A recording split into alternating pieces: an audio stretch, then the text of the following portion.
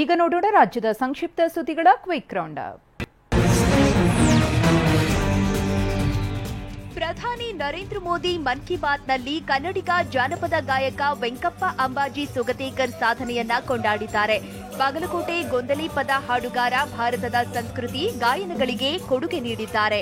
₹1 ಪಡೆಯದೆ ಜನಪದ ಹಾಡುಗಳನ್ನ ಕಲಿಸಿದ್ದಾರೆ ಅಂತ ಗುಣಗಾನ ಮಾಡಿದ್ದಾರೆ. कर्नाटका के वेंकप्पा अंबाजी सुगेटकर उनका जीवन भी इस मामले में बहुत प्रेरणादायी है.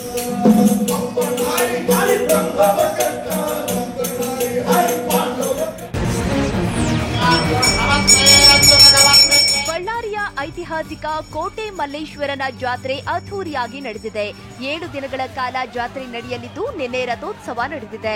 ಸಹಸ್ರಾರು ಭಕ್ತರು ಹರ ಹರ ಮಹಾದೇವ್ ಜೈ ಕೋಟೆ ಮಲ್ಲೇಶ್ವರ ಎಂದು ಘೋಷವಾಕ್ಯ ಕೂಗುತ್ತಾ ರಥೋತ್ಸವದಲ್ಲಿ ಪಾಲ್ಗೊಂಡಿದ್ದರು.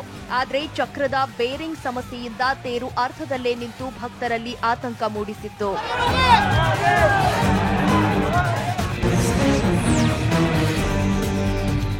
ಕಲಬುರಗಿಯ ಮಹದೇವಪ್ಪ ರಾಂಪುರೆ ಮೆಡಿಕಲ್ ಕಾಲೇಜಿನಲ್ಲಿ ಹಗರಣ ನಡೆದಿತ್ತು. ಪಿಜಿ ವೈದ್ಯ ವಿದ್ಯಾರ್ಥಿಗಳ ಶಿಷ್ಯ ವೇತನದ ಕೋಟ್ಯಾಂತರ ರೂಪಾಯಿ ಹಣ ನುಂಗಿರುವ ಆರೋಪ ಕೇಳಿಬಂದಿತ್ತು.